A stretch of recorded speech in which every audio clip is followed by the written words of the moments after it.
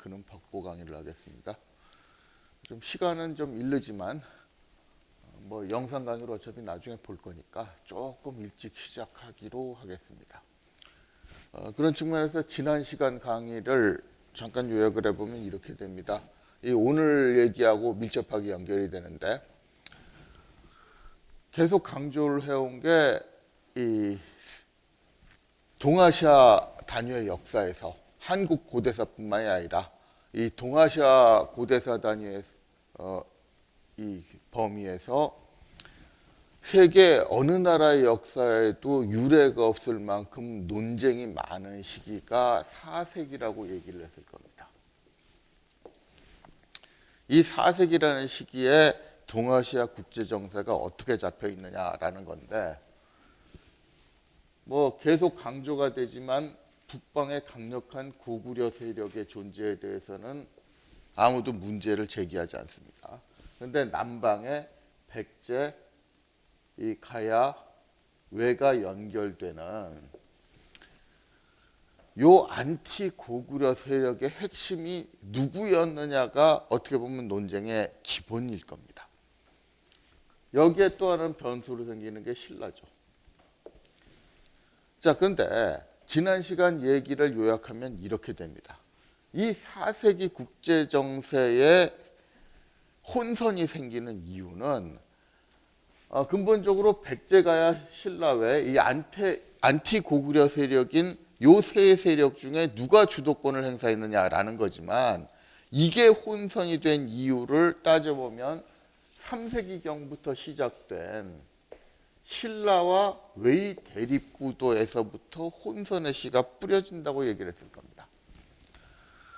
이 구도가 기록상으로 나타나는 걸로만 보면은 신라가 웨에게 일방적으로 침공을 당하고 있고, 또 침공을 당했다 하면은 수도의 성이, 수도권에 있는 성들이 포위당해서 공략당하는 형태이기 때문에 많은 사람이 이걸 보고 신라는 굉장히 약한 나라였고, 이후 한 100년이 넘게 웨에게 일방적으로 침공을 당하면서 애를 먹었다고 해석하는 경향이 있습니다.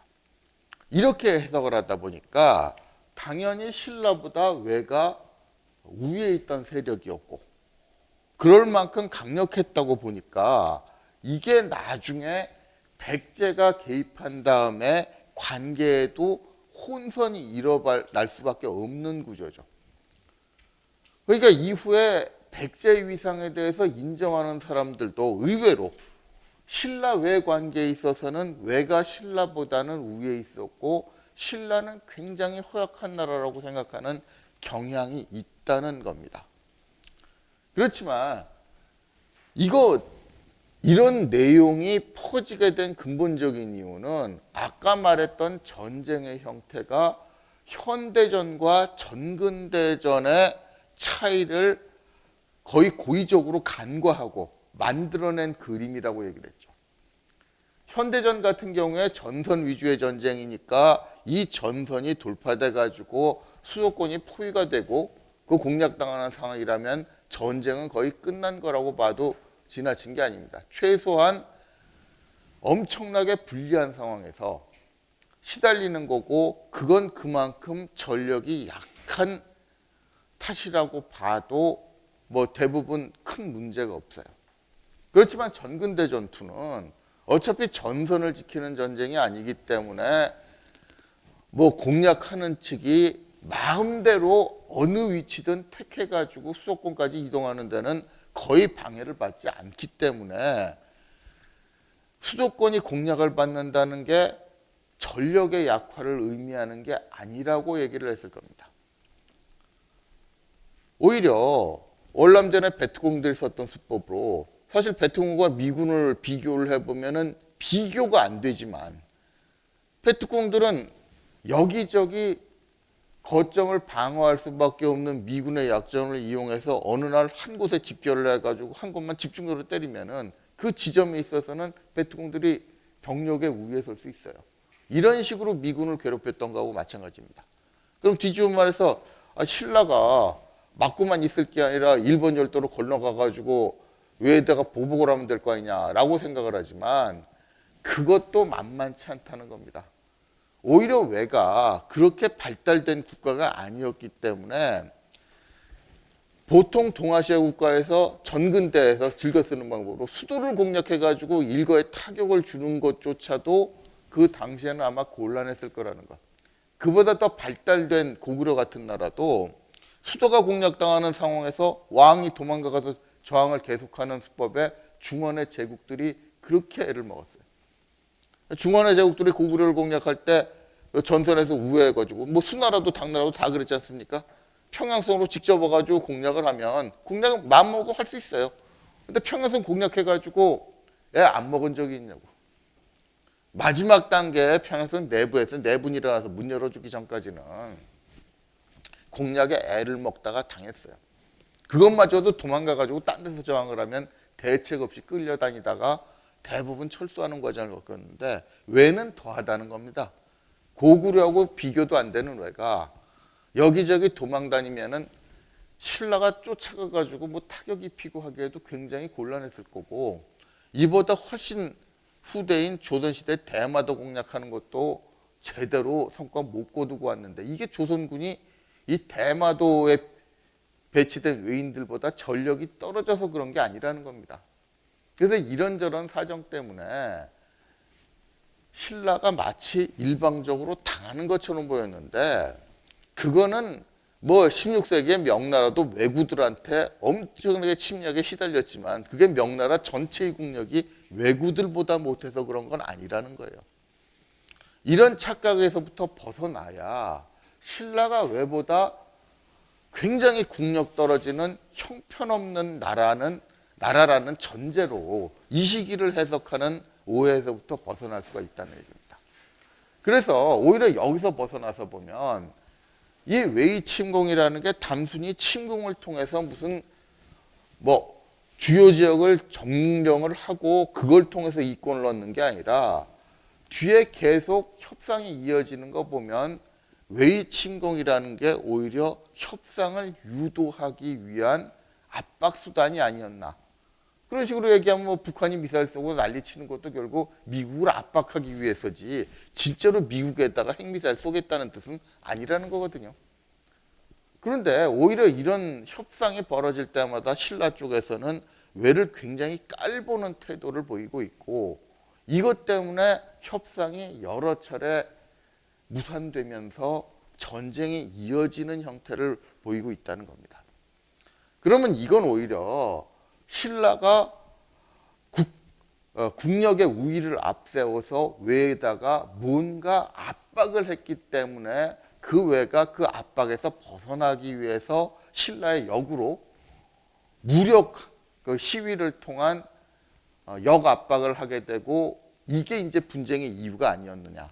그리고 신라가 외에다가 압박을 하게 된 거는 포상팔국에 난 이후로 가야 세력을 제압하고 낙동강 지역을 중심으로 한 교역권을 완전히 독점을 하게 된 게 자연스럽게 외에게는 대륙의 문물을 수입할 창구가 단일화되고 신라에서 그것이 독점이 됨으로써 자연스럽게 압박을 느끼게 된 게 아니었겠느냐. 이렇게 해석을 할 수가 있다는 겁니다.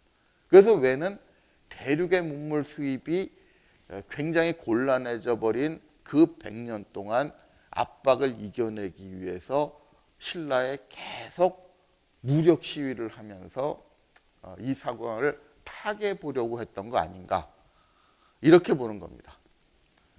그런데 이 압박은 결국 성공적이지 못했다는 거죠. 지난 시간에 설명했듯이 100년 동안 그렇게 공략을 많이 했는데 실제로 신라의 거점이 함락이 된 건 딸랑 하나밖에 없는 거고 전근대 전쟁에서 진짜 중요한 거는 어디를 공략하느냐가 아니라 실제로 그 지역의 성을 함락시켜야 전과가 나는 건데 이게 기록상에 나타난 거는 100년 동안에 한 번밖에 없어요. 그것도 그 한 번도 보름도 안 돼가지고 신라군이 와가지고 수복을 하는 거 보면 외의 공략이라는 게 압박 이상의 위력이 안 된다는 게 보여지지 않느냐. 그리고 침공을 해왔을 때 대부분 신라 쪽에서는 밑에서는 나가서 싸우자고 아우성을 치는데도 위에서는 그냥 가만히 있으면 물러갈 거니까 싸우지 말고 농성하자는 쪽으로 많이 유도를 했고, 그게 효과를 거두는 거는 그 당시 외위국력으로 바다를 건너와서 침공을 하는데 나름대로 준비도 많이 필요하고, 그러다 보면은 없는 전력에 장기간의 공략도 불가능했고, 이래서 일과성 단발 1년에 한 번 정도밖에 못하는 단발성 공격이 이어지지 않았나. 그러면은 신라는 그런 거 가지고 그렇게 크게 압박을 받을 필요가 없으니까 그냥 연례 행사 정도로 치르는 홍역으로 치부를 하고 계속 넘어갔기 때문에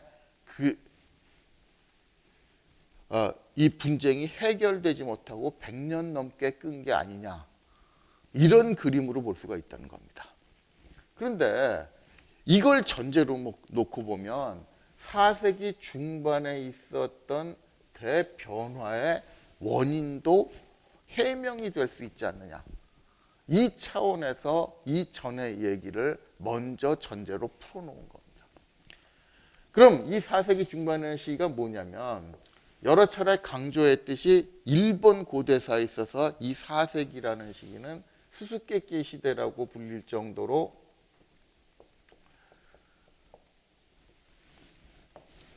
이 해석에 있어서 뭔가 앞뒤가 맞지 않는 듯한 상황이 많이 나온다 그랬죠. 4세기 이전 3세기까지 일본 열도의 문화 수준이나 기록상에 나타나는 외유위상을 보면 굉장히 형편이 없는데, 4세기쯤 되면은 전방후원분 같은 대형 고분도 나타나고, 또 국제사회에 있어서 이런저런 활동에 연계가 되는 등 굉장히, 이게 이전에 불과 한 세기 전에 있었던 나라의 위상하고는 도저히 비교가 안 될 정도로, 그리고 5세기쯤 되면 광개토왕이 오만이라는 대군, 이 오만, 지금 현대 군대로 보면은 뭐 대한민국 국군만 해도 60만인데 5만이 뭐 대수냐라고 생각할지 모르겠지만, 삼국사의 기록 찾아보세요. 고구려 후반 되기 전까지 동아시아에서 5만 대군 동원한 나라는 고구려밖에 없어요. 그런데 이 고구려가 외를 제압하기 위해서 5만 대군을 동원했다 그러니까 이거 외가 갑자기 위상이 확 높아졌나 보다, 이렇게 생각해 하도록 유도하는 경우가 있었다는 겁니다. 그래서 이걸 전제로 이 시기를 여러 가지로 해석을 하게 되는데, 첫 번째, 전형적인 이 한국 고대사까지 근대적으로, 뭐 근대가 들어가면 모조리 일제 식민지 시대하고 분리해서 생각할 수가 없으니까 한국사를 근대적인 방법으로 서술하기 시작하는 타이밍에 이거 주도권을 잡았던 일본 황국사학자들의 주장은, 외가 한반도 남부에서 일본 열도까지 이르는 국제 정세를 주도하는, 외가 주도했다는 쪽으로 보는 경우가 있어요. 이게 전형적인 황국사관이라는 뭐 설명을 안 해도 알 겁니다. 지금까지 설명한 대로 철저하게 일방적으로 신라를 공략했던 외가 우위를 가지고 있었고, 또 4세기 중반이 되면 실질적으로 백제가 중앙 집권적인 고대 국가가 된 게 근초고왕 때이기 때문에, 이게 무슨 의미냐면은 일제 한국사학자들 입장에서는 이거를 백제가 고구려의 압박에서 벗어났다는 식으로 해석을 합니다. 즉 근초고왕 때 백제는 신생 독립국이라는 거예요. 그러니까 이제 서울대학에서 주장하는 부체제 어쩌고 이런 얘기를 해서 뭐 고이왕 때 가서 백제가 중앙집권적 국가로 발전했다는 게 요거보다 조금 100년 정도 땡겨 놓은 건데, 실제로 고이왕 때 고대 국가를 형성했다는 근거를 찾아보면 그렇게 확실하지도 않아요. 그냥 이병도라는 사람이 나는 일본 학자하고 다르다는 걸 보여주기 위해서 100년 땡겨 놓은 거지, 그게 과연 큰 의미가 있느냐라는 게 물음표로 찍힐 정도고, 실제로 몇 년 전까지만 해도 몽촌토성 기념관에 백제가 실질적으로 중앙집권적인 고대 국가를 성립시킨 시기는 근초고왕 때라는 게 우리나라 이 박물관에도 적혀져 있을 정도로 뭐 거의 통서로 몰아붙이고 있는 분야였으니까. 그러면 왜는 신라보다도 위에 있고 신생 독립국인 백제보다도 당연히 위에 있을 거 아니냐. 더군다나 신생 독립국인 백제가 최대의 현안이 뭐겠어요? 자기가 영향력에서 벗어나서 독립 세력을 형성하는데 제일 위협적인 세력이 원래 종주국이었던 고구려라는 거거든. 이러기 때문에 이 고구려의 압박에서 벗어나기 위해서 외의 지원이 필요했고, 이 지원을 얻어낸 게 4세기 중반 근초고왕 때라고 하는 겁니다. 왜 이때를 보냐면 지난번에 말했던 일본 서기에 346년일 겁니다. 364년. 46년인가? 46년 정도 되는데, 어쨌든 이 시점에서 백제의 사신 구저가 일본 열도로 걸러가서 진구황후를 만나게 되고, 이러면서 백제와 웨이 관계가 처음으로 공식적인 국교가 수립이 된다는 거예요. 그전에도 백제가 나오지만 이게 진짜 우리가 아는 백제가 맞느냐는 건 의심스러울 정도로 황당한 얘기들이 나오기 때문에 공식적으로 국교가 성립이 된 게 이 시기라고 보통 인정을 합니다. 그런데 이 시기에 의미심장하게 뭐냐면은 백제의 사신이 오니까 진구황후가 조상 대대로의 수건 사업이 내 선에서 완성이 됐다고 눈물을 흘리면서 기뻐하는 장면이 나옵니다. 그런데 이렇게 사실상의 천황의 역할을 하고 있던 진구황후가 그렇게 기뻐하는 상황이 뭘 의미하느냐. 전형적인 이 첫 번째 구도에서 한국사학자들은 이게 왜가 한반도 남부를 완전히 장악하고 주도권을 행사하는 계기가 됐다는 식으로 해석을 합니다.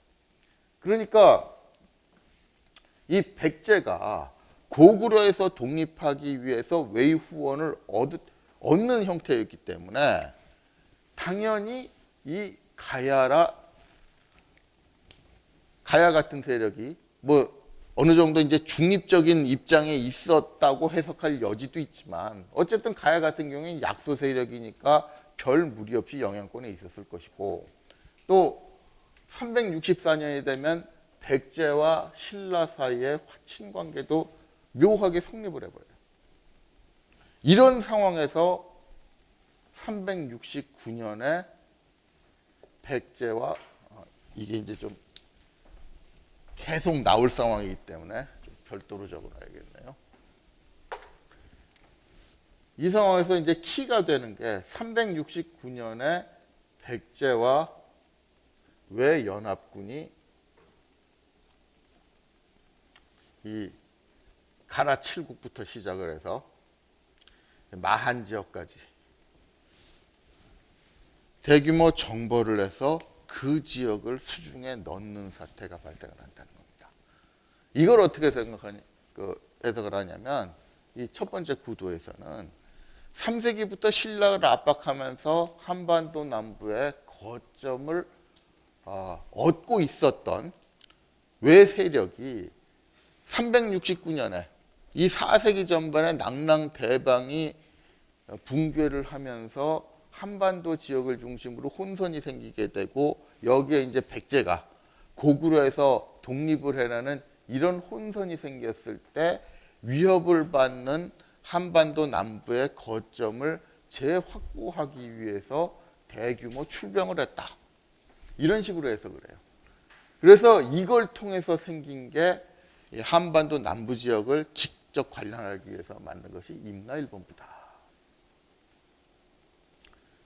이렇게 되는 겁니다.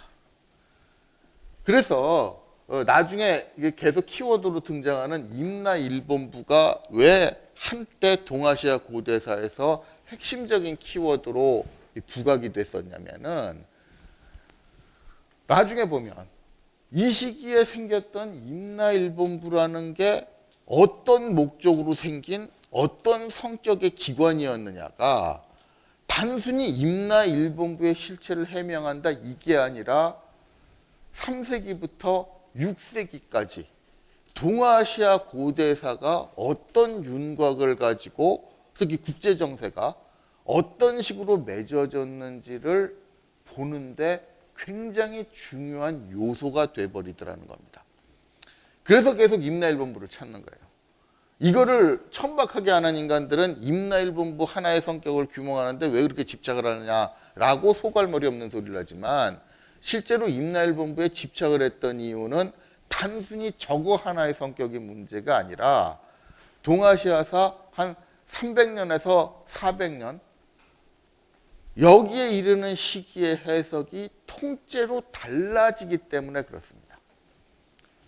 그래서 한동안은 적어도 일제시대에는 이 전형적인 좀 강경파 황국사학자들의 파워가 강했고 이게 일본의 공식적인 입장이었기 때문에 이 학설이 힘을 얻었어요. 그런데 사실 이게 역사학이 정치학에게 놀아난다는 전형적인 케이스인 겁니다. 왜 이렇게 잘라 말할 수가 있느냐면은 조금 정신을 차리고 학문적인 근거를 조금씩이라도 생각해 가면서 보면은 이거 본질적으로 말이 안 돼요. 이 말이 안 되는 학설을 주장한 스에마스 야스카제를 국내 학자 중에서 아직까지도 위대한 학자로 떠받드는 것들이 있더라고.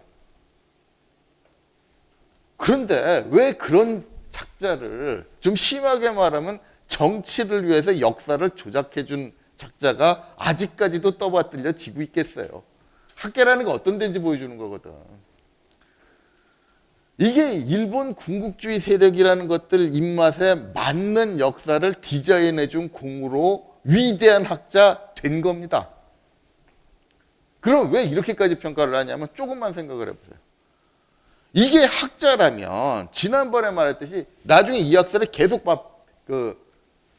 비판을 받게 되는 근본적인 이유 중에 하나가 이 그림대로라면 동아시아 고대사에서 제일 논란거리가 되는 시대인 3세기에서부터 5세기, 심지어는 7세기까지 이 동아시아 고대 국제정세의 기본적인 구도는 고구려와 웨이 대립구도여야 돼요.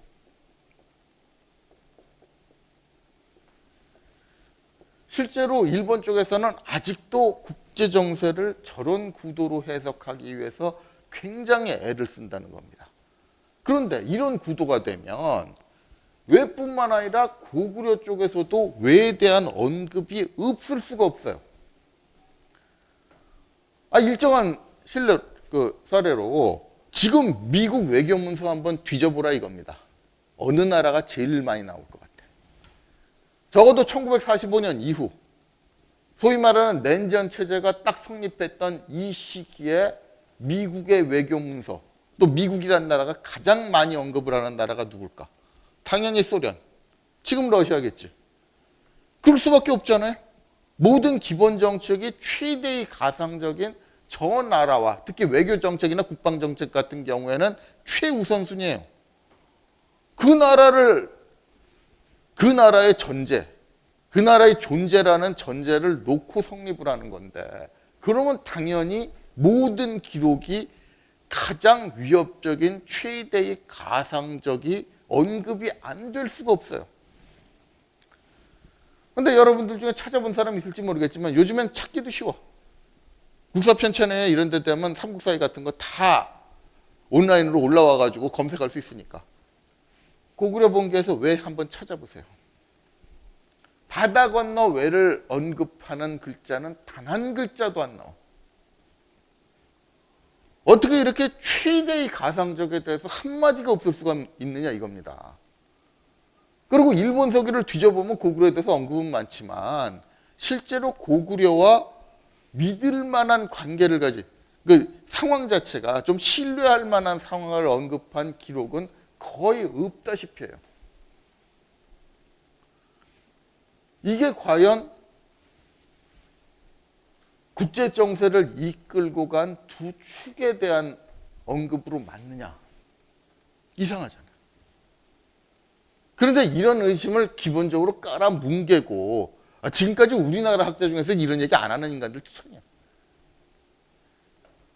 이것뿐만 아니라 디테일하게 들어가도 말이 안 되는 거 투성이에요. 특히 이 369년에 출병, 백제하고 왜 연합군이 출병을 한 거는 기록상 여러 가지로 얘기가 되고 있는데, 이게 출병하기 이전에 366년과 368년에 백제가 신라하고 화친을 맺어버려요.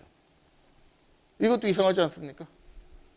백제가 외의 종속 세력이었다면, 그냥 외를 떠받들고 있는 세력인데 당장 내년에 대규모 원정을 해야 돼요. 그리고 일본서기에는 이 원정의 기본 목적이 신라 원정이라고 돼 있어. 여태까지 신라하고는 뭐 삼국사기를 봐도 그렇고 일본서기를 봐도 그렇고 3세기에서부터 4세기 중반까지는 양쪽 기록에 굉장히 감정이 안 좋게 여러 차례 충돌을 벌여왔다는 거. 그래서 지난번에도 강조를 했을 겁니다. 이 내막을 모르는 사람들은 우리 고대 국가가 다 왜하고 사이가 안 좋은 줄 알지만 나머지 네 나라, 고구려, 백제의 가야까지는 이 네 나라 중에서 세 나라는 왜하고 전쟁을 벌여본 기록은 거의 없어요. 사소한 분쟁은 있어도. 유일하게 신라 하나만 나빠. 이렇게 사이가 안 좋은 신라와 100년 동안 전쟁을 벌여가지고 369년은 이거를 마침표를 찍는 이 전쟁이고, 그러니까 이 전쟁 나가기 전에 외쪽에서도 준비를 엄청나게 오래 했다는 거. 좀 설화적으로 표현이 되어 있지만 뭐 준비를 하고 있는데 신이 나타나서 뭐 이렇게 안 된다고 그래서 뭐 어쩌고 저쩌고 하는 얘기가 굉장히 많이 나와요. 그리고 그런 설화적인 얘기를 제껴놓더라도 대규모 원정을 할 때는 준비 기간 오래 걸립니다. 이런 것도 전쟁을 몰아놓으면 뭐 기습적으로 공격을 하면 될 줄 아는데 이 기습 공격이라는 게 잘 안 되는 게, 대규모 전쟁을 준비하면 그 나라가 총동이 돼가지고 돌아가기 때문에 적어도 한 달 전엔 증거 다 나타나고요. 이 정도 규모면은 거의 연 단위로 1년 전부터 전쟁 조짐 나와요. 그러니까 이거는 뭐 스파이들이 가가지고 세밀하게 군사기밀을 보내 정도 되는 정도가 아니라 사신이 와가지고 둘로만 봐도 분위기 다르다는 걸 알아. 그러니까 임진왜란 때도 조선통신사들 들어보면서 전쟁 분위기 몰랐겠냐고. 김성일이 호위보도 보고 안 했으면 그건 누구나 다 아는 거예요. 거기서 호위보고가 올라갔기 때문에 조선 쪽에서 전쟁이 안 난다고 생각하는데, 이 호위보고가 올라간 이유는 또 별개의 문제이기 때문에 지금 다룰 문제는 아니겠지만, 하여튼 전쟁이라는 게, 대규모 전쟁은 굉장히 오래전에 조짐이 나타난다는 거. 근데 이건 백제와 웨이 관계가 종속 관계였다면 이건 조짐이 아니잖아요. 웨이 입장에서는 백제를 동원해야 돼. 백제군을 동원해야 되는데, 동원해가지고 당장 신라로 쳐들어가야 되는데 그 나라가 신라하고 화친을 맺어. 이게 위장이냐? 아니에요. 백제가, 왜가 신라를 속이기 위해서 백제하고 거짓 화친을 맺게 했으면 위장하려고 그랬나 보다 이렇게 되는데, 그것도 아니라는 게, 373년에 백제 독산 성주가 신라로 도망을 갑니다. 그럴 때 근초광이 뭐라고 보내느냐?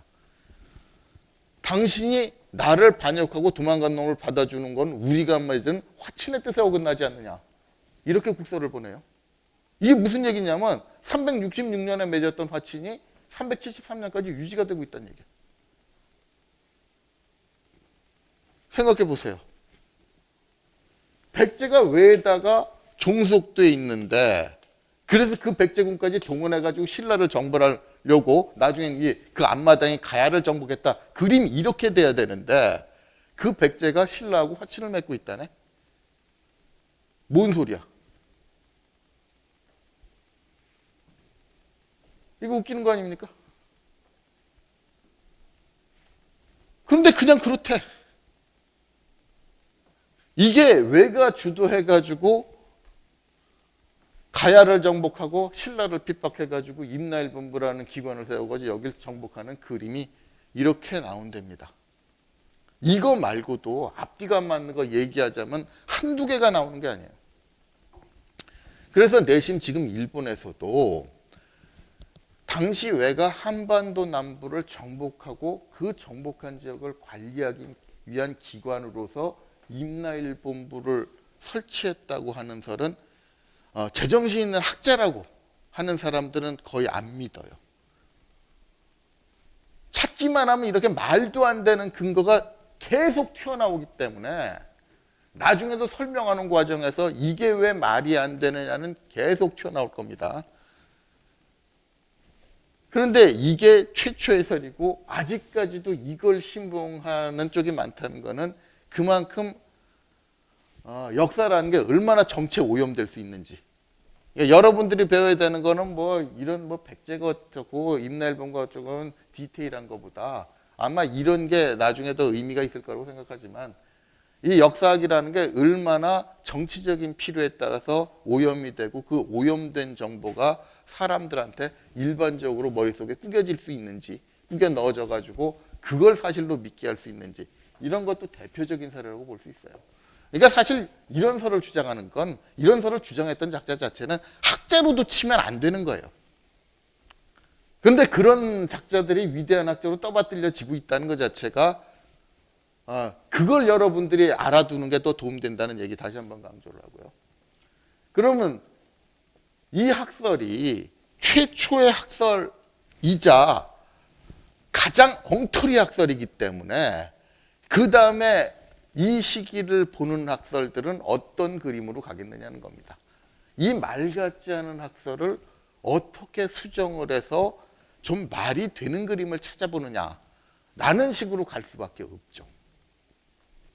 자, 그래서 여기 나선 게 당연히 두 번째 그림은 누가 찾느냐면 이게 제일 나중에는 힘을 갖게 되는 그림이기도 하는데 요것도 여러분들이 잘 알아야 되는 게 이거를 수정하는 그림이 누구한테서 나왔고 지금까지도 영향을 갖느냐면은 황국사학자들의 온건파입니다. 그러니까 황국사관에서 벗어났다고 얘기하는 것 자체가 웃기는 얘기인 게 지금까지 대한민국에서도 정설로 미는 학설들 상당수는 황국사관의 강경파를 비판하는 황국사관 온건파들의 주장을 보급시키고 있는 거예요.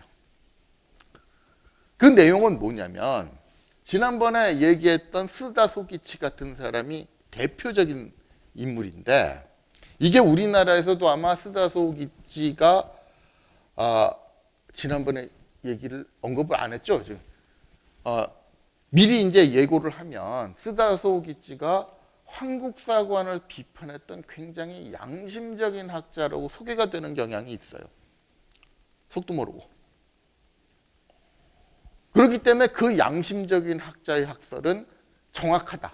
근거도 비교적 충실하다라는 식으로 소개를 하면서 그걸 보급하고 다니는 게 현실이라는 겁니다. 그럼 그 내용이 뭐냐면 이 수정의 근거는 간단합니다.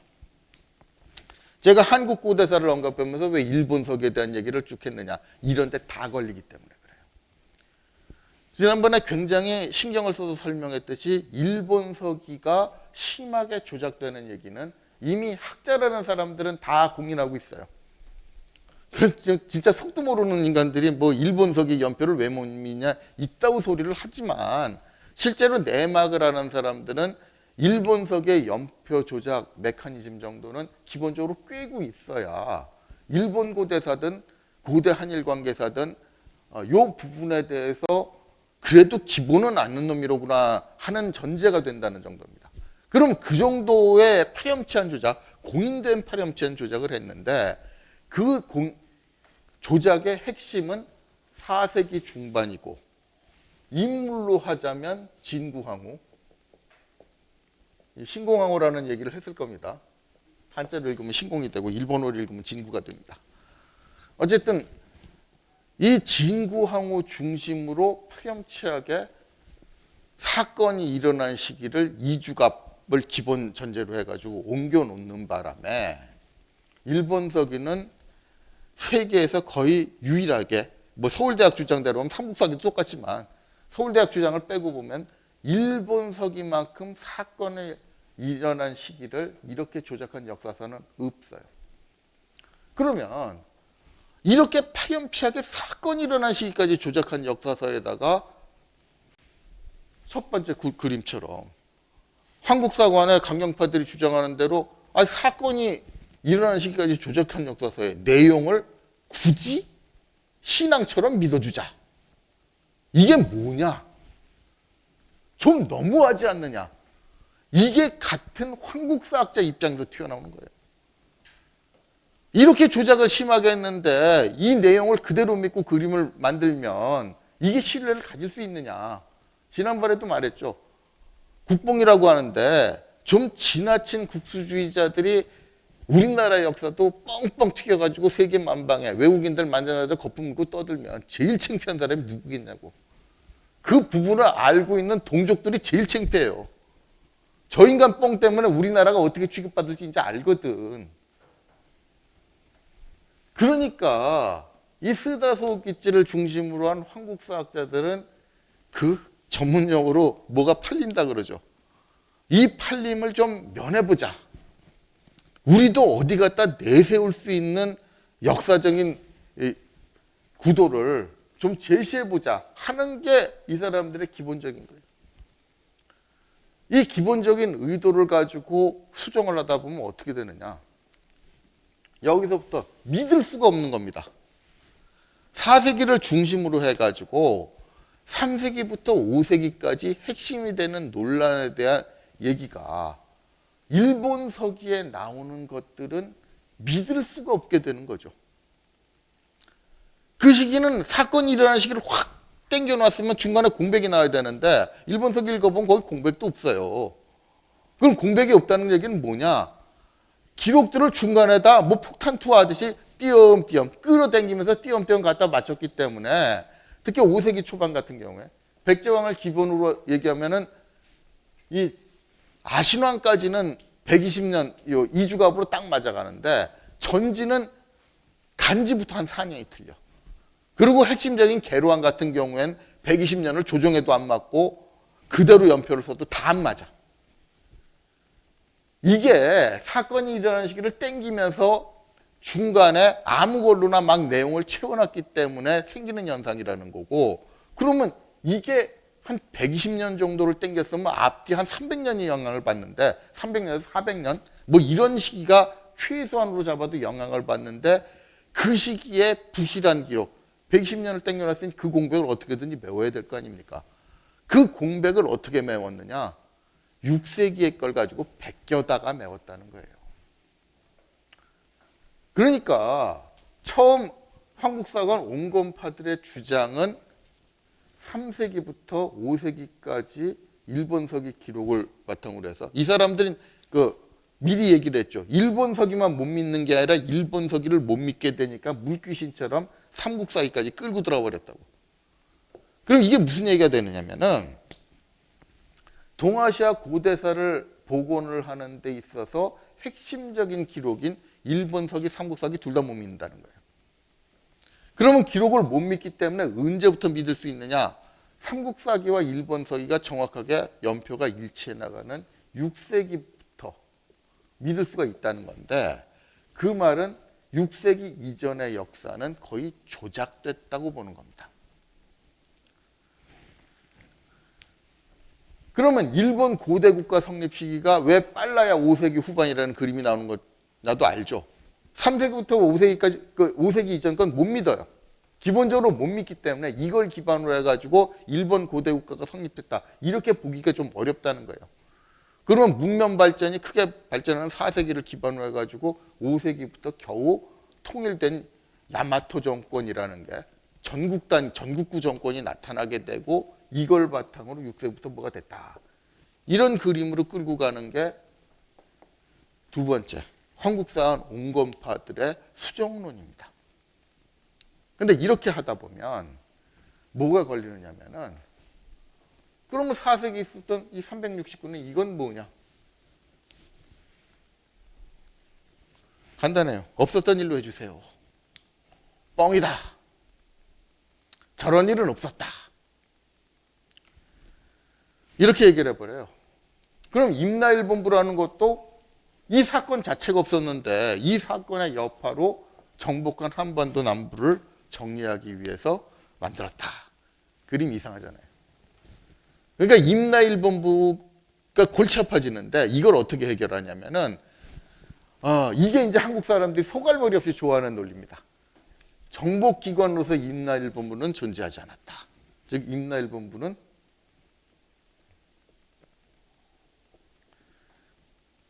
정복기관이 아니었다. 이런 그림이 나와요. 한국 사람들 참 껍데기로만 죽고 소갈머리 없이 좋아하는 게 바로 저겁니다. 요 얘기만 나면 굉장히 좋아하거든. 여태까지 임나일본 외한테 한반도 남부가 정복돼가지고 저런 기관 설치해가지고 통치를 받았다 그러니까 되게 기분 나빴는데 임나일본부는 정복기관이 정복해서 설치한 기관이 아니었다. 요 얘기가 나오니까 소갈머리 없이 되게 좋아요. 그리고 이걸 KBS를 비롯해서 우리나라 언론이라든가 학자라는 인간들이 열심히 요 얘기를 보급을 하고 있습니다. 자, 그런데 이게 왜 좀 심한 말을 들어야 되느냐면 첫 번째 스다소우기치라는 사람부터 조금 이해를 해야 저 의도가 나갈 겁니다. 아까 말한 대로 스다소우기치는 한국사관을 포기한 적이 없다 그랬죠. 이게 언제 드러났냐면은 사실 그 서슬이 10%런 일제시대에 강경파 한국사학자들을 비판을 한 것도 사실이에요. 근데 비판을 하면 이 뒤에서 그 인간을 위대한 학자로 만들어주고 싶어하는 일본 군국주의 세력이 가만 보고 있겠냐고. 그래서 이런 학문적인 문제를 가지고 걸어서 재판을 냈어요. 유죄 판결 받고 교수직에서 쫓겨나고 여기까지는 맞아요. 근데 이걸 딱 보면 이 사람 양심적으로 자기 소신 세우다가 교수직까지 잃고 고생 엄청나게 했구만 이렇게 생각하잖아요. 근데 요즘 비유하자면은 이게 뭐냐면은 요즘 정치권의 여당 중에서 운동권 출신 많잖아요. 그 사람들이 독재 정권에 맞서가지고 민주화 외쳤던 건 맞아. 그래서 감옥살이도 하고 그 고생했지 않습니까? 그런데 군사 독재 끝나고 풀려나가지고 정치활동 재개하고 그래서 기득권자가 됐단 말이에요. 여당이 들어가지고. 요즘에 좋은 일만 합니까? 요즘에 손가락질 받고 욕먹는 민주투사들 얼마나 많은데 이게 무슨 얘기냐면 그 사람들이 민주화 운동을 한 건 맞지만 왜 민주화 운동을 했느냐? 요즘 욕하는 게 그거잖아요. 저것들이 했던 민주화 운동의 목적은 왜 너만 해먹느냐? 나도 좀 해먹자고 한 다리 끼려고 발광한 거다. 그게 기득권 잡으니까 들통난 거다. 목적이 나도 한몫 해먹자는 건데 그러니까 정권 짝다고 권력 가지니까 지가 해먹으려고 발광을 한다는 거예요. 마찬가지예요. 스다소우기치가 언제 이게 드러났냐면은 일본의 입장에선 패전이죠. 우리 입장에선 해방이지만 패전 끝나고 나서 이 사람을 민주화 투사처럼 착각하고 있던 일본 사회에서 불러다가 세미나에서 소신을 밝힐 기회를 줬어요. 지부를 아는 한국사학자래. 여러 사람 깼다는 거예요. 그걸 집중적으로 소개한 일본 학자가 있으니까 그 사람은 일본 사회 분위기 알고 그 내용 다 아니까 와가지고 막 소개해가지고 우리나라에 소개한 사람도 있어요. 그거 소개한 것도 우리나라 학자들은 소개를 안 해. 왜 안 하겠어요? 왜 안 하는지는 조금 이따 들통나겠지만 이 얘기가 결국 한국사관을 포기하자는 게 아니라 이 스다소우기치가 자기 스스로 밝히고 다니는 행적을 보면 이 목적은 합리적 한국사관이었던 겁니다. 한국사관을 포기하다는 게 아니라 남들한테 설득력을 가진 한국사관을 만들자는 게 목적이었던 거예요. 그러면 많은 사람들이 이것도 소갈머리 옆에 생각하는 게 아니 합리적으로 만들자 그러지 않느냐. 황국사관보다도 아니 합리적이라는 게 붙었으니 이게 황국사관이라도 굉장한 합리성을 가지고 있고 근거와 논리를 찾았을 거 아니냐. 이렇게 우리나라 학자들 대부분 좀 주류에 속해 있는 학자들은 그렇게 주장을 해요. 그런데 아무리 이걸 강조해도 본질이 달라지냐고. 아니 여러분들이 예를 들어 정치를 하는데 합리적인 왕정체제. 요즘에 사실 그런 소리 하는 인간들도 있더라고. 왕정체제로 돌아가재. 대한민국에도 황제 두재. 황제가 좀 합리적으로 정치하면 될 거 아니냐. 근데 왜 지구촌 대부분의 그런 황제 안 두려고 그럴까? 황제 체제가 합리적이어봤자 황제 아닙니까? 그 인간 하나가 모든 그 결정권을 가지고 있는 거예요. 인간이 아무리 합리적이어봤자 지가 그 복잡한 사도 다 알겠냐고. 그런 상황에서 황제 하나 똑똑해가지고 합리적인 정치 될 것 같습니까? 황제 하나 똑똑하면 뭐래? 그 주변에 그 눈 가리고 귀 가리고 해가지고 자기 유리한 정보 흘려넣어서 얼마든지 자기 유리한 정책 만들려는 놈들만 똥파리처럼 꼬일 텐데. 민주주의 체제도 안 그런다는 게 아니라 민주주의 체제는 그래도 여러 놈이 떠드니까 어떻게 시비를 가리다 보면 아니라는 놈도 모기 소리라도 낼 거고 그 소리라도 듣는 놈이 있으니까 그래도 아무리 썩어도 민주주의가 좀 낫지 않느냐. 이런 게 지금 정책 발상이에요. 비슷한 예로 황국사관이라는 것도 아무리 합리적인 척 해봐야 결국은 일본 촌왕을 중심으로 역사 짜자는 건 다를 게 없어요. 그러면 일본 촌왕에 불리한 그림이 나오는 역사를 만들겠냐고. 지가 아무리 합리적이라는 걸 내세워봤자 이건 합리적인 척이지. 역사학이라는 입장에서 보면 합리적일 수가 없잖아. 그러니 이게 원래 황당한 겁니다. 여기가 초점 맞추는 게 아니라 여기가 원래는 정상이에요. 그래서 그것 중에 하나가 속셈이 나는 게 바로 삼국사기 초기 기록 비판 아닙니까? 지난 시간에 꽤 시간을 들여가지고 삼국사기 초기 기록을 비판한 논리를 봤지만 그게 서울대학 박사 논문에서까지 그 논리의 연장선상에서 삼국사기 초기 기록을 비판하고 있지만 비판한 논리 보세요. 결론이 이미 정해져 있어.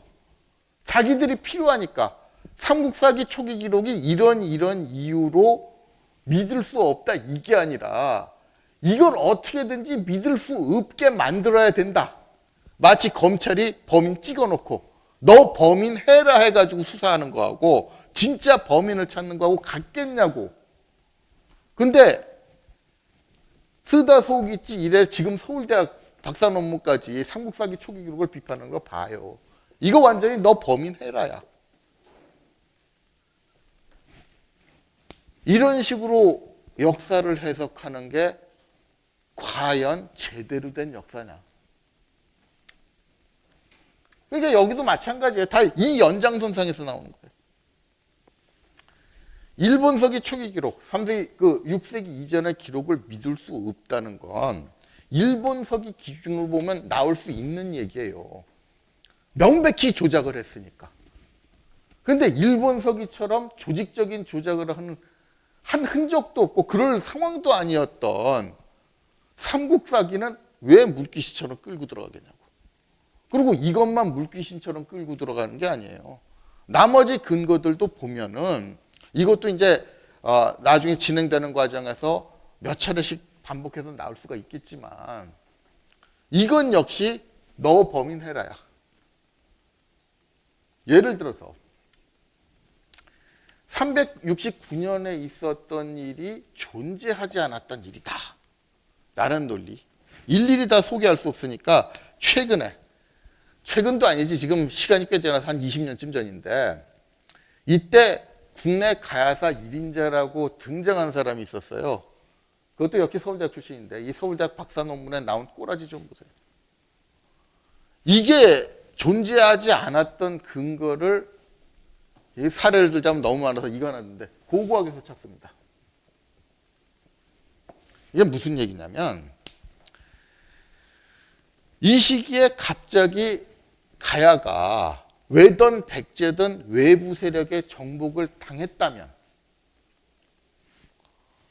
당연히 가야 지역은 이 세력권 밑으로 들어가면서 엄청난 문화 충격을 받게 됐을 것이다. 당연히 백제든 외든 이 세력의 영향을 받은 유물들이 대량 나와야 되는데 이걸 보면은 가야 지역의 유물 유적의 전통이 계속 이어지고 있더라. 이런 얘기를 해요. 근데 이건 전형적인 웩도독인 게 자기들이 내리고 싶은 결론을 내리기 위해서 아예 고고학이라는 학문까지 악용을 하는 거예요. 왜 이렇게 잘라 말하냐면 이런 겁니다. 여러분들이 그 소리를 한 사람만 악용을 하는 게 아니라 요즘 고대사를 왜곡시키고 싶어하는 학자들이 굉장히 애용하는 수법이 바로 고고학을 악용하는 겁니다. 이게 왜 악용이라고 딱 얘기를 하냐면 고대사와 고고학 내용을 모르는 사람들은 이게 떼일래야 뗄 수 없는 관계라고 생각을 해요. 사실 그런 측면이 없는 건 아니에요. 기록이 없는 상고사, 또 기록이 있다고 하더라도 굉장히 부실한 초기 고대사 같은 경우에 기록만으로 엮을 수 없는 측면이 있고 이거를 고고학이나 인류학 같은 주변 학문으로 메꾸는 것까지는 문제가 안 됩니다. 그건 어떻게 보면 당연한 거니까. 그런데 여기서 왜 악용이라는 얘기가 나오냐면은 아무리 밀접한 관계를 가지고 있다고 하더라도 이 두 개의 학문은 명백히 별개의 학문이에요. 별개의 학문이라는 건 뭐냐면 서로 필요한 부분을 내가 가려운데 긁어두시 그렇게 정확하게 대줄 수가 없어. 왜 그러냐? 이 고고학이라는 것의 기본적인 성향부터 알아야 될 거 아닙니까? 이 고고학은 유물이나 유적을 중심으로 해서 분석을 하는 거죠. 그런데 그 유물이나 유적이 정치 상황이 있다고 그게 곧바로 반영이 되느냐고. 이게 여러분들은 지금 이걸 착각하게 학자라는 인간들이 나서서 일부러 착각을 조장하니까 굉장히 많이 속는데 이 반증 같은 거 한번 예를 들면 수도 없이 나와요. 예를 들어서 1970년대 70년대에서 80년대부터는 좀 풀어지기 시작했는데 이제 70년대 같은 경우에는 여러분들이 잘 알고 있었던 대로 굉장히 냉엄한 냉전 시대였습니다. 그런데 모스크바에서 그때 펩시콜라 팔았다거든. 그러니까 나중에 한 몇백 년 후에 지금 시대를 잘 모르는 사람이 모스크바를 발굴을 하면 그때 펩시콜라 깡통 나올 수 있어요. 근데 그거 보고 뭐라고 생각하겠어? 펩시콜라면 뭡니까? 전형적으로 미국 중심의 다국적 기업 아닌가? 그 유물이 모스크바 한복판에서 나와. 저런 식으로 해서 가면 뭐가 되냐면은 70년대 소련이 미국 치하에 있었던 거야. 뭔 개소리냐고. 이게 무슨 얘기냐면 뭘 의미하느냐면은 고고학의 흐름과 그 당시 정치적 상황, 국제 정세 이런 거는 완전히 따로 가요. 왜 그러냐면 고고학은 장기간에 걸친 문화의 흐름을 보여줄 수 있을 뿐이지 시시각각으로 변하는 전쟁 같은 건 하루의 전쟁으로 정세는 확 바뀌어. 그 전까지 강대국이 전쟁 한번 잘못해가지고 한꺼번에 무너지는 일 흔하잖아요. 근데 그게 고고학에 반영이 되냐고.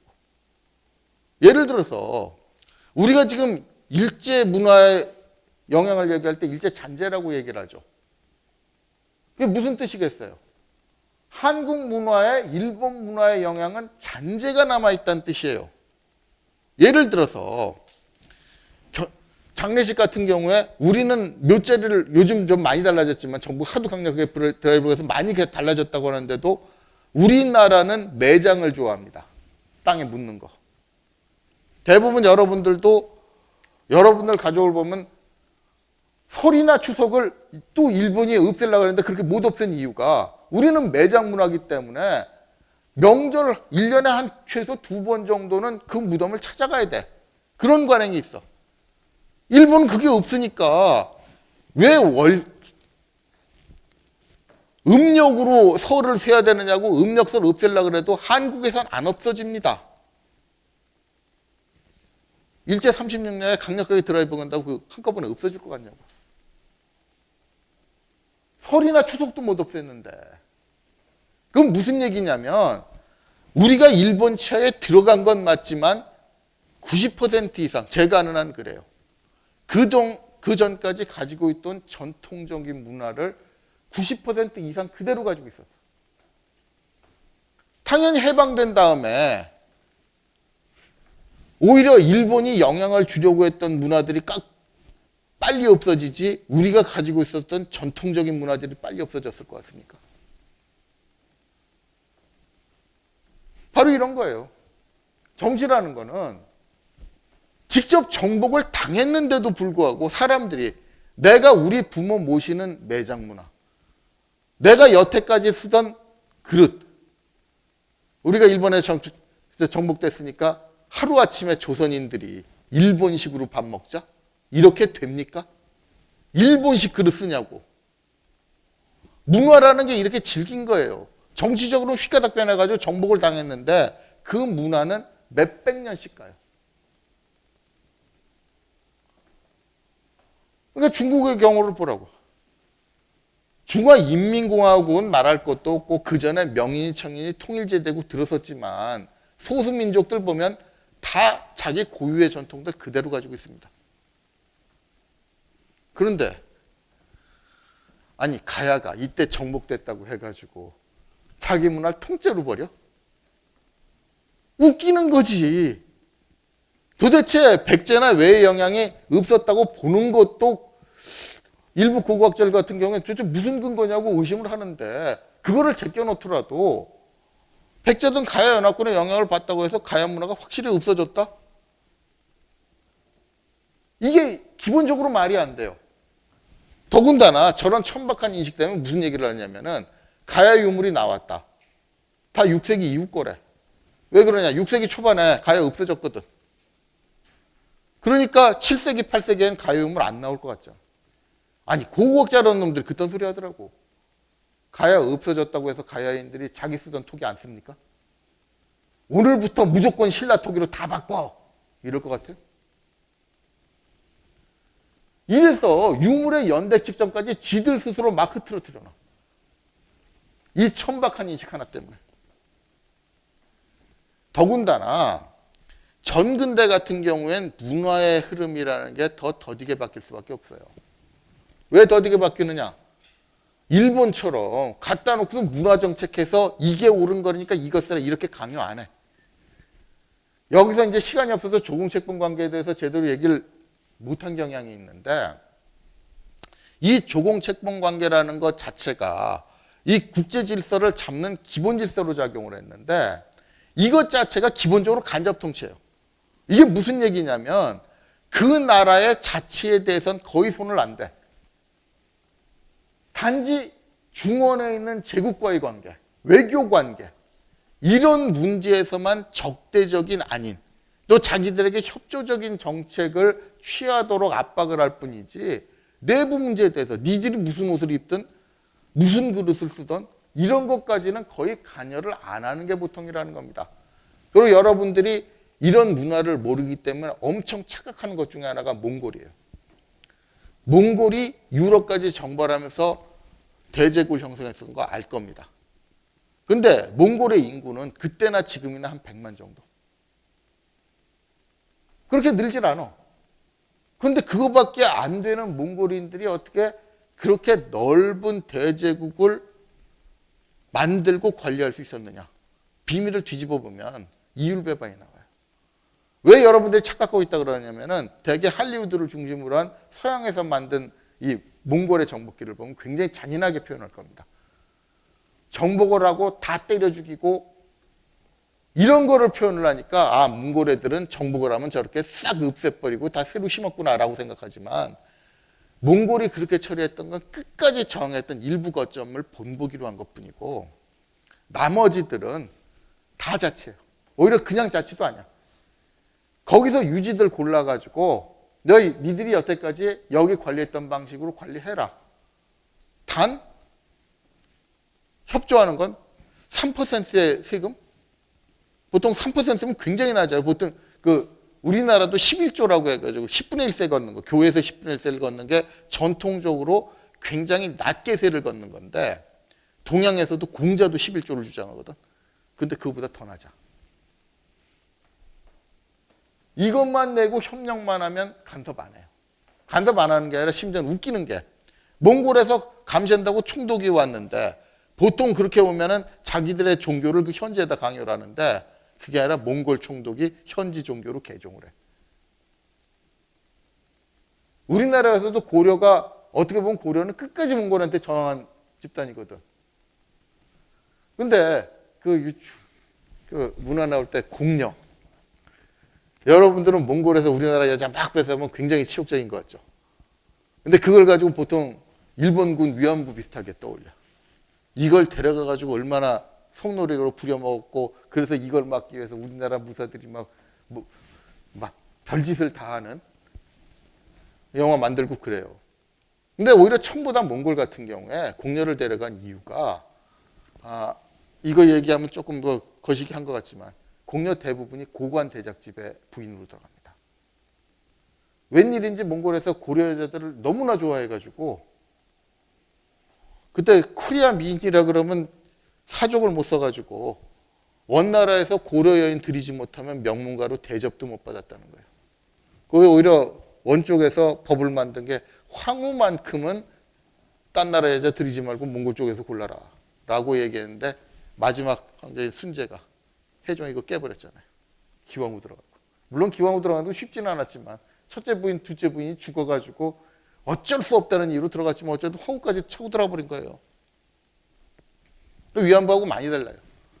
처음에는 여기 끌고 갈 때 낯선 외국으로 끌려가니까 울고불고 끌려가는데, 가서 사는 거 보면 처음에 들어갈 때는 미국이나 일본이나 싫어가지고 갔는데, 나중에 보니까 여기보다 형편이 더 좋아. 이런 게 무슨 얘기냐면, 여러분들이 과거를 그릴 때 그런 영화 같은 건 뭘 의식해서 그리냐면, 근대 현대의 현재 상황에 비춰가지고 그 시대 그리는 거예요. 그러니까 영화나 드라마 같은 것도 사람들 굉장히 많이 속인다는 그런 거예요. 작가들이 하고 싶은 거는 자기가 살던 시대나 아니면 자기가 살았던 시대하고 가까운 시대에 대해서 얘기하고 싶거든. 특히 근대 얘기를 하면 식민지. 이거를 과거에 전혀 다른 상황에다가 막 갖다 붙여서 얘기를 하니까, 동양의 전근대도 서양 제국주의자들이 들어왔던 식민통치하고 비슷하게 생각하는데, 그래서 정복됐다 그러면 굉장히 강력하게 그 나라 문화나 종교나 이런 뿌리부터 바꾸는 줄 아는데, 그거 근대에 있었던 서양인들, 기독교 같은 경우 특히 어디 점령하면 무조건 기독교 믿으라고 그러고, 이런 방식하고는 동양은 다릅니다. 그런 전근대 동양의 문화에서 문화가 쉽게 바뀌겠냐고. 그런데 그걸 고고학적 근거라고 떡하니 내놓고 이 일이 있지도 않았다. 저게 있지도 않았다 그러면 백제도 외도 가야를 정복한 적이 없으니까 공평할 것 같죠. 근데 뒷얘기가 설명이 안 돼. 나중에 보면 광개토대왕 때 보면은 가야가 외의 발진기지 역할을 하는데,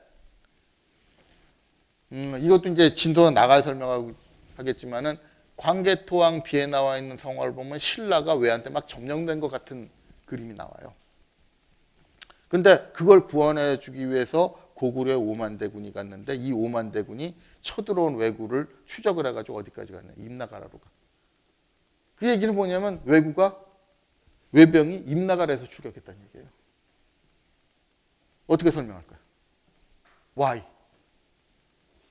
바로 그런 게 첫 번째 이 강경구도로 나가는 근거가 돼버려요. 광개토대왕비, 그러니까 삼국사기에는 안 나오지만 일본이 광개토대왕비 굉장히 좋아합니다. 왜 좋아하겠어요? 거기에 자기들이 원하는 얘기들이 나와 있거든. 자, 봐라. 외병이 임나가라에서 출격을 해서 신라를 침공했다.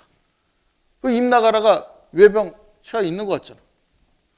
그리고 그걸 신라를 구원해 주겠다고 고구려 5만 대군 임나가라까지 쫓아갔다. 뭐겠어? 왜가 고구려에 대적할 만한, 고구려만이 대적할 수 있는 전력을 가지고 있다. 이 그림이 나오는데 이 얘기가 빠져버리면 마치 왜가 단독으로 임나가라를 정복하고 있었던 것 같은 그림이 나올 때 반론을 할 그림이 안 나와. 쉽게 말해서 공평한 것 같지만 저 전제를 놓고 보면 결국은 최소한 첫 번째 구도는 말할 것도 없고 두 번째 구도까지 가는 이 그림에 다 유리하게 나온다는 겁니다. 그래서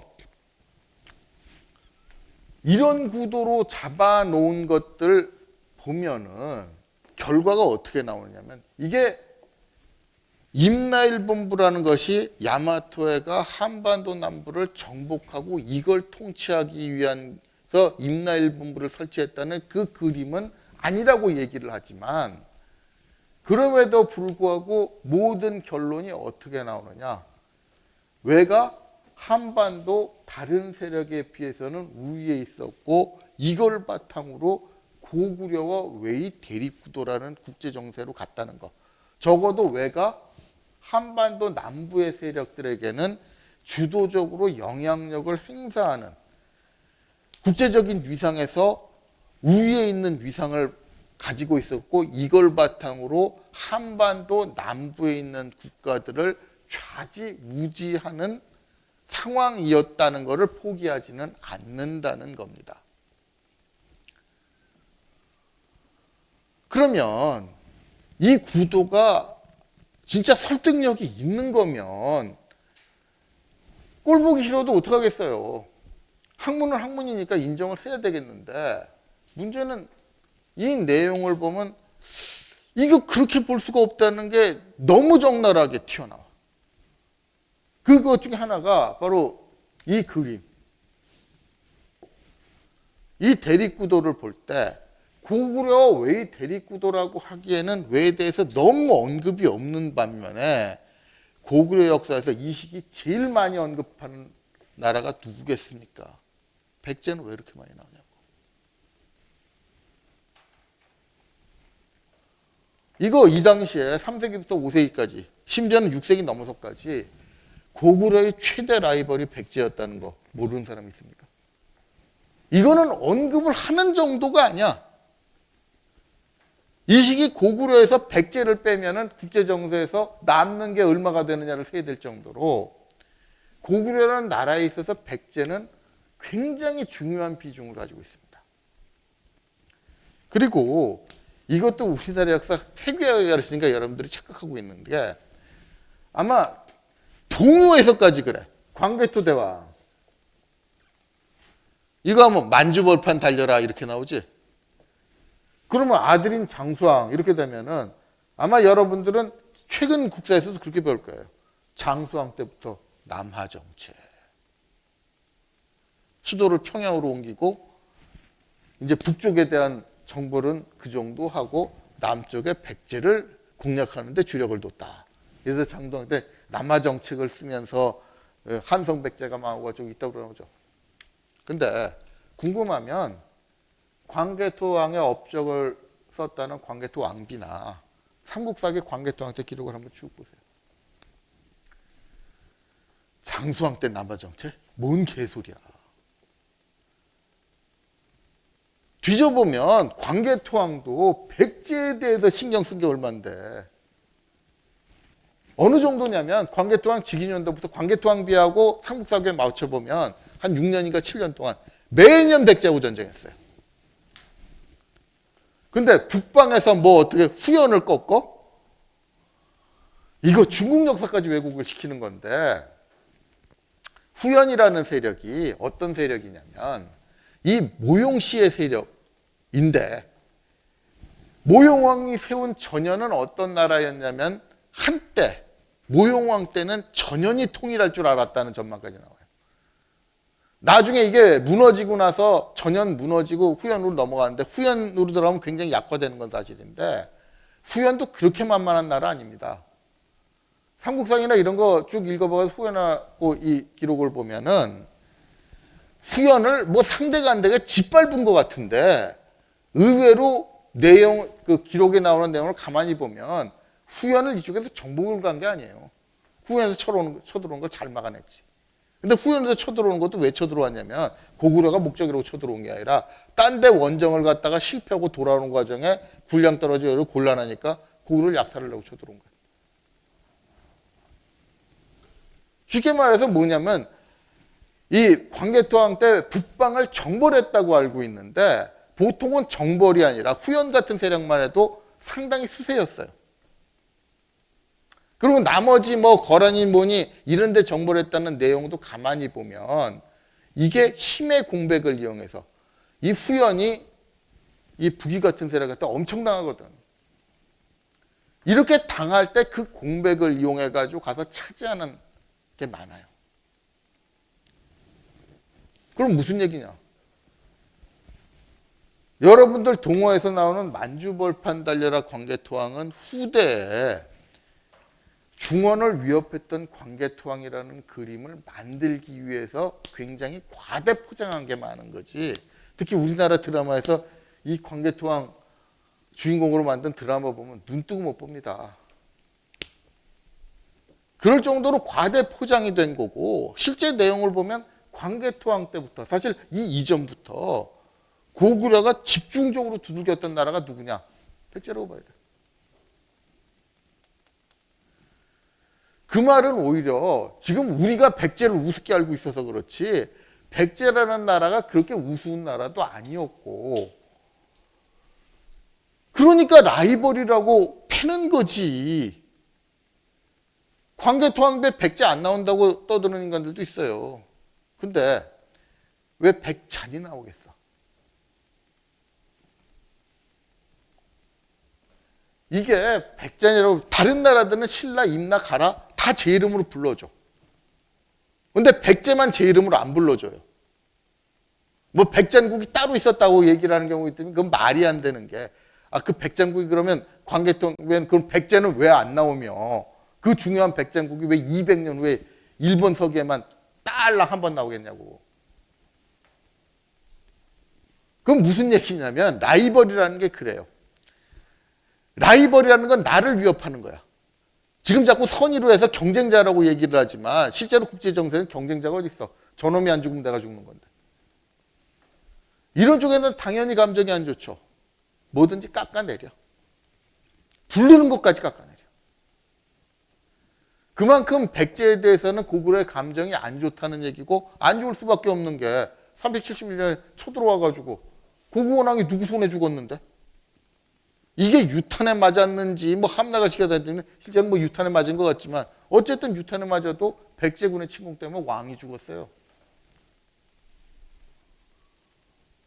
그런데 광개토왕비 보면 이것도 일일이 스포일러로 얘기를 하면 광개토왕비는 왜 그런 식으로 적어놨느냐. 옛날부터 백제가 속민이었대. 아니 진의 상국의 왕을 때려 죽이는 속민 봤습니까? 이거는 라이벌이기 때문에 어떻게든지 깎아내리고 싶은 거예요. 여러분들도 지금 친구 중에 고대생 있으면 연대에 대해서 물어봐요. 거품 물고 물어봐. 뭐라 그러지? 근데 연대가 형편없는 학교라 거품 물고 뭐라 그런 것 같습니까? 라이벌이니까. 고대 들어가면 제일 먼저 하는 게 연대역이야. 라이벌이라는 이런 거예요.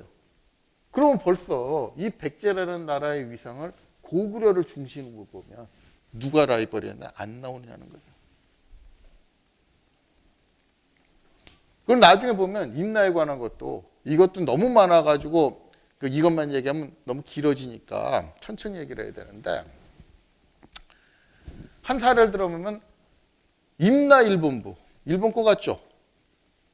근데 성왕 때 임나 재건이라는 현안이 튀어나와. 근데 이거 성왕이 주도하고 있어. 임나에 관한 걸. 오히려 이것도 나중에 시간이 안 나갈까 봐 미리 얘기를 하는데 임나 일본부라고 부르고 있죠. 이것도 넘어간 거예요. 이거 스에마스가 임나 일본부라고 부르기다 보니까 임나 일본부 하는 걸로 하나의 용어로 하는데 이거 별개입니다. 임나하고 일본부 별개예요. 성황이 임나 재건 외칠 때 일본부는 딴지 걸어요. 성황이 어느 정도냐면 임나 요원을 불러다가 계속 다독거리고 격려를 하는데 일본부 요원한테 호통을 쳐. 옛날부터 못된 짓만 해왔다고. 자, 임나 일본부가 일본 거라면 사실 임나 일본부로 부르면 사실은 이거 일본부를 부르는 거예요. 일본부가 국제정세를 주도했으면 성황이 어떻게 천황의 직속기관인 일본부한테 그런 짓을 할 수 있었을까? 일본서기에는 성황이 마치 천황의 명령을 받고 임나 재건을 추진하는 것처럼 돼 있는데 내막을 보면 이게 얘기가 이상한 게 아니 천황의 명령을 받은 사람이 어떻게 일본부한테 그렇게 막대할 수가 있느냐. 이것도 의문인데다가 나중에 무슨 소리까지 나오냐면 천황이 일본부한테 명령을 내는데 무슨 소리를 내리냐. 내 명령을 백제나 신라가 가서 들으라는 거예요. 특히 백제에 가서 들으래. 이게 뭔 짓이냐고. 이 외교라는 걸 기본을 모르는 사람은 본국의 명령을 다른 나라에 가서 들으라. 아니 주미 대사관에다가 한국 정부가 나 미국 정부하고 얘기가 돼 있으니까 미국 정부에 대해서 이 얘기 들어. 이걸 그렇다고 끄떡끄떡 하는 놈은 외교를 기본적으로 모르는 거예요. 외교라는 건 아무리 우방이지만 갈등이 있을 수 있고 이권 경쟁을 합니다.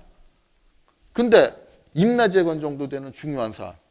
우리가 미국하고 좀 그 방위비 협상 같은 거 한다. 이 얘기를 우리나라 주미대사관한테 가서 미국 정부하고 얘기도 했으니까 미국 정부한테 들어? 이따구로 훈령을 내리겠냐고. 지금도 비행기에서 제일 먼저 최고 대우를 받으면 내려진 게 외교 행랑이에요. 이게 무슨 얘기냐면 외교 행랑은 비행기에서 내려지자마자 그 나라 대사관으로 직행해야 됩니다. 왜 그러냐? 본국 정부의 훈령이 들었거든. 이거 누가 가로채버리면 본국 정부가 현지에 있는데 무슨 의도를 가지고 명령을 하는지 이거 보는 날이면 그 국가의 전략이 다 드러나는 거예요.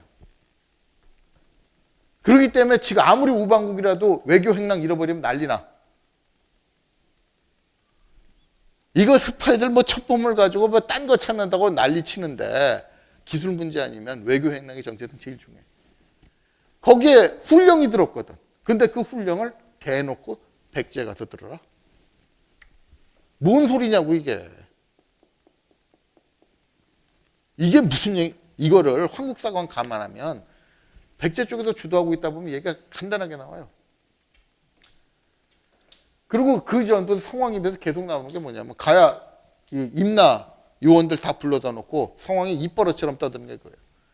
옛날 초고왕 귀수왕 때 너희와 우리의 관계가 어땠는데 오늘날 왜 이 모양이 됐느냐. 이 얘기가 몇 번씩 나와. 아니 초고왕 귀수왕을 성황이 왜 들먹이겠냐고. 바로 이때.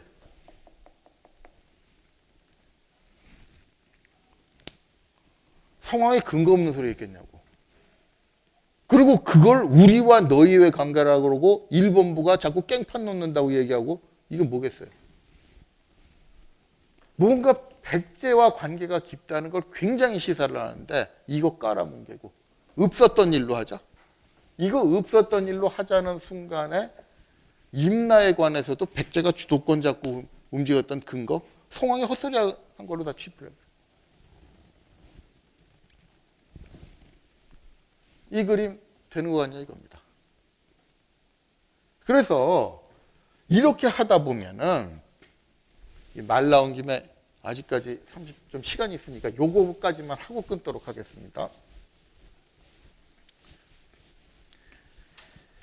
그래서 이 구도로 나오는 임나일본부에 대한 학살.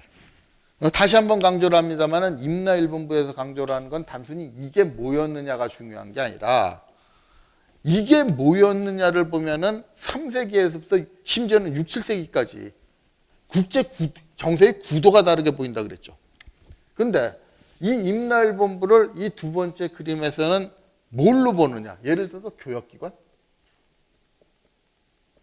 사신 내지는 사신 집단 이런 걸로 보는 경향이 있어요. 그런데 여기도 여러 가지 학설이 있지만 그거 다 설명하려면 도저히 시간이 안 되니까 대표적인 거 이것만 설명할게요. 자, 교육기관설. 요게 이제 굉장히 유력한 것처럼 얘기를 합니다. 그래서 많은 사람들이 이런 소리를 해요. 임나일본부는 정복하고 통치하는 기관이 아니라 교육을 맡기 위한 기관이었다. 이렇게 보면 깔끔하게 정리가 되는 것 같죠. 근데 이거 알고 보면 하나만 한 소리예요. 왜 하나만 한 소리냐면은 기본적으로 옛날 기관들은 요즘처럼 분화가 잘 안 됩니다. 요즘은 세상이 복잡하니까 대사관이 있으면 이 대사관에서도 정치 업무도 맡아야 되고 정치 업무 주로 맡으면은 교육은 무역대표부가 맡고 이렇게 좀 문화교류는 문화부가 맡고 이런 식으로 좀 문화원 이런 걸 따로 설치해가지고 기관 자체가 독립이 돼 있지만 옛날에 그런 거 이것저것 설치할 여유가 어디 있냐고. 그러니까 하나 설치하면 거기서 다 해야 돼요. 그러면 교육 문제라는 건 동서고금을 막론하고 엄청난 이권이 걸리는데 분명히 저 일본부라는 게 뭔지는 몰라도 외에서 이 한국계 고대 국가로 파견 나와 있는 건 분명한데 여기서 교육을 안 맡으면 오히려 이상한 거지. 그러니까 교육기관이라는 얘기는 쌍권총은 두 자루라는 것처럼 하나만 한 소리 하는 거예요. 그런데 또 한 가지 그 문제가 나는 건 아니 교육기관이기만 했으면 이게 분화가 되지 않았기 때문에 그건 당연한 얘기지만 일본부의 활동을 보면 교육 문제보다 굵직한 정치 현안에 많이 관여가 됩니다.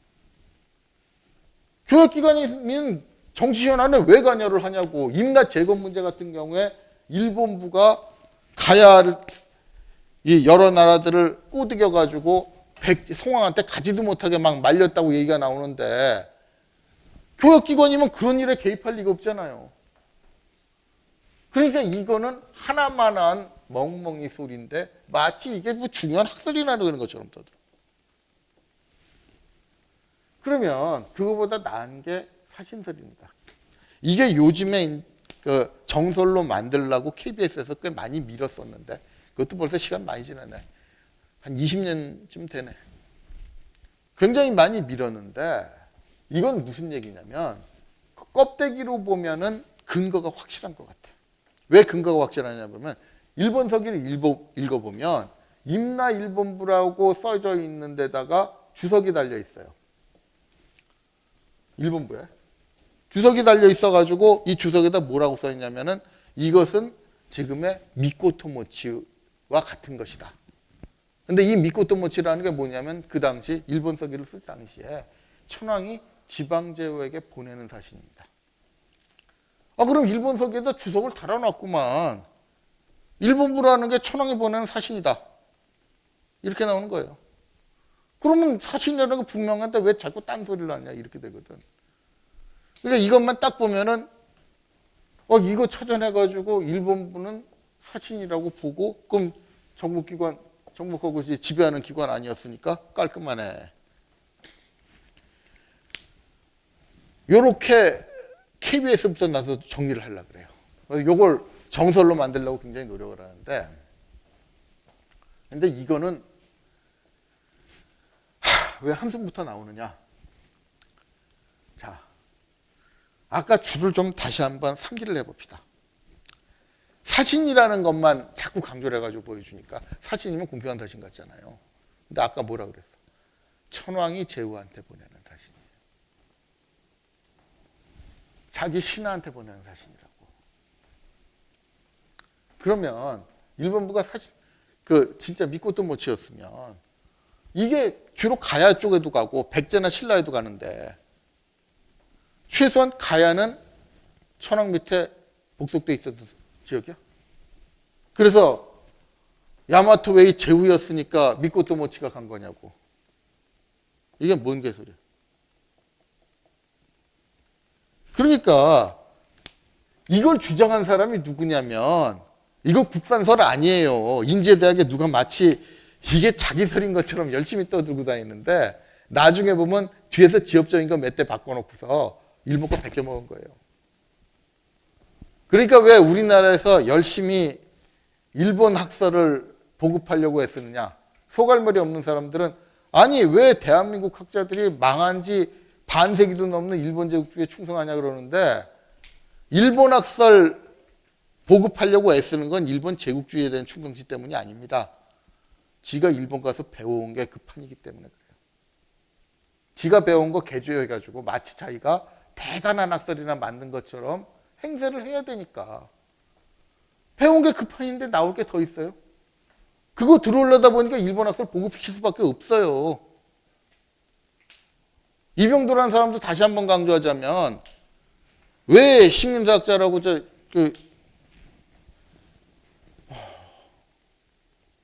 무엇입니까? 친일인명사전에 올라가느냐. 그 사람 행적이 조선 총독부가 이 식민사관 만들기 위해서 만든 게 조선사 편수회인데 거기서 활동했어요. 거기서 활동했을 뿐만 아니라 어디서 배우느냐. 스다소우기찌가 있었는데 와세다에서 공부를 했어. 그러니까 왜 스다소우기찌를 미워할 수밖에 없는지 알겠습니까? 스다소우기찌한테 배웠어요. 그거 가지고 그대로 갖고 와서 서울대학의 원로 교수가 돼서 그걸로 행된 거예요. 근데 내가 배운 게 엉터리다? 엉터리라고 얘기는 해야 돼. 근데 엉터리라고 함부로 얘기할 수는 없고 틀렸다고 얘기를 해야지. 이 사람이 양심적인 학자인데 나는 그거보다 식민사관에서 벗어나 조금 더 나간다. 근데 조금 더 나갔다는 거면 아까 말한 대로 근초왕이 세운 나라, 고유왕이 세운 나라라고 살짝 바꿔놓는 거. 본질이 다르질 않아. 그러다 보니까 이 황국 스다소우기찌를 중심으로 한 황국사관 온건파질의 내용이 국내에 정설로 만들기 위한 파워가 생기는 겁니다. 그리고 그 사람들이 학계에는 이미 교수로 자리 잡고 있는 주류기 때문에 이게 들어올 수밖에 없는 거예요. 그런데 사진설 역시 스다소우기찌는 아니지만 그 계열에 끊어야 됩니까? 이게 빨리